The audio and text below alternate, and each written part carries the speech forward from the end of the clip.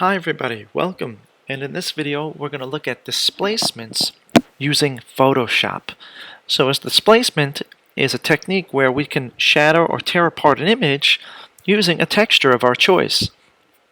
So you can see here I have an image of this dancer, and then I have a few textures that I can choose from to tear it apart. So one piece of prep work that needs to be done before we can begin is any textures that you're going to use to displace need to be saved as Photoshop files. So that's the only thing that you need to do to get started. Be sure that these are not JPEGs, that they are Photoshop files. Okay, so here we go. The first thing I'm going to do is duplicate my layer. And this will help us later on, and you'll see why soon. So I'm going to drag the layer to the new layer icon, and I'm going to come up to Filter, Distort, Displace. And when I do that, it's going to ask me, it usually defaults on 10 by 10, it's asking how much movement do you want this texture to kind of rip into your image? How many pixels of movement? As I said, it defaults at 10 by 10, and this can vary. You should try some different numbers out, but what you should just know is that the larger the image, the higher amount of number that you would want to push it.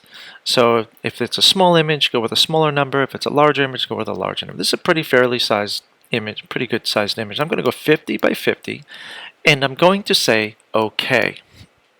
Okay, so now it's going to prompt me with, after I say OK, with finding the texture that I want to use, and I'm going to maybe pick this one right here and open.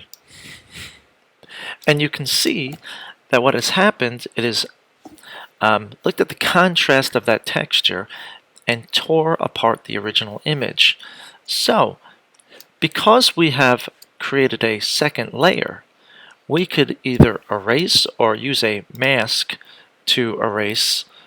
With the brush here, I'm going to paint black and cover up with this mask anywhere that I don't want to see this shattering effect. And maybe this will give it a more unique look.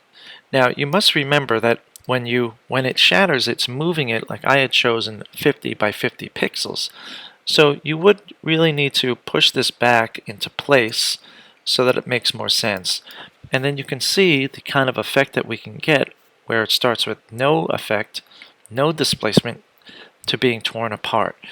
And you can see that was done through this mask. Wherever it is black, I have painted to hide this layer, and where it's white, it's showing it.